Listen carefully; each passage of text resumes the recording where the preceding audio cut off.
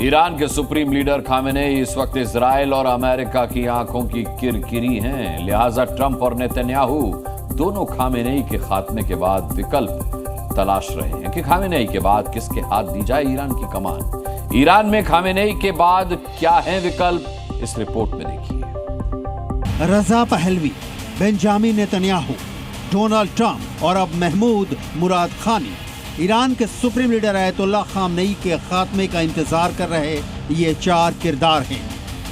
Reza Pahlavi Iran के राजतंत्र के वंशज हैं। जो खामनेई की सत्ता का अंत होता है तो उसके बाद ईरान की सत्ता में अपनी दावेदारी पेश कर रहे हैं। नेतन्याहू और ट्रंप से आप परिचित हैं, लेकिन ये नया चेहरा महमूद मुराद खानी कौन है जिसका कहना है कि हम युद्ध के समर्थक नहीं हैं, हम चाहते हैं कि पश्चिम एशिया में शांति लौटे। मुझे लगता है कि इस्लामी गणराज्य का पतन ही वास्तविक शांति का एकमात्र रास्ता है। तेहरान के मौजूदा शासन को हटाने के लिए जो कुछ जरूरी है वो किया जाना चाहिए। महमूद मुराद खानी खामनेई के भतीजे हैं जो अपने चाचा का अंत चाहते हैं। इस्लामिक क्रांति के बाद महमूद मुराद खानी फ्रांस में रह रहे हैं और अब इजराइल के ईरान पर हमले के बाद मौका तलाशते दिख रहे हैं। इस बीच सवाल उठने शुरू हो गए हैं कि खामनेई का खात्मा होता है तो उसके बाद ईरान की गद्दी कौन संभालेगा।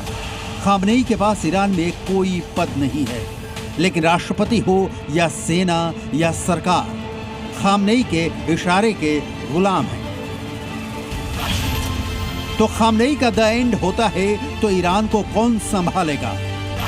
ईरान की सत्ता किसके हाथ जाएगी? ये एक बड़ा सवाल है। 3 दशकों में ईरान के मौलवी शासन में परिवर्तन की कोशिशें भी हुई हैं। इसलिए इस सवाल का जवाब तलाशना जरूरी हो जाता है कि आफ्टर खामनेई हु।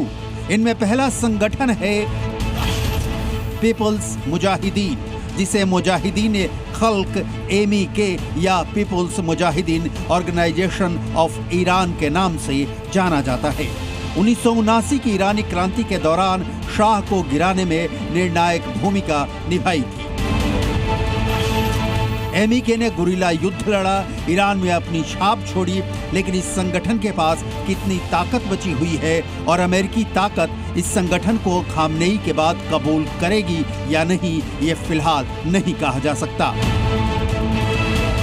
खामनेई के शासन के अंत के बाद जो संगठन सत्ता संभाल सकता है उसमें दूसरे का नाम है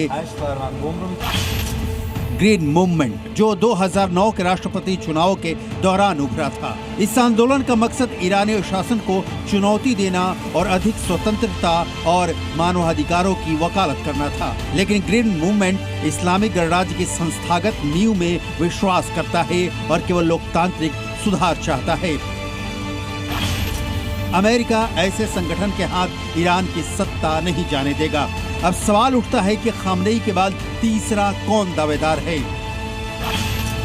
जवाब है 1979 की क्रांति के दौरान देश छोड़कर भागे राजतंत्रवादी। इनमें से एक है ईरान के पूर्व शाह के बेटे रजा पहलवी, जो वर्तमान में अमेरिका में रहते हैं।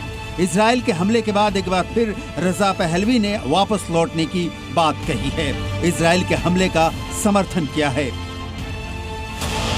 सुप्रीम लीडर खामनेई की मौत के बाद उत्तराधिकारी के तौर पर उनके बेटे मुस्तफा खामनेई का नाम भी लिया जाता रहा है, लेकिन अमेरिका शायद ही मुस्तफा को गद्दी पर बैठाए।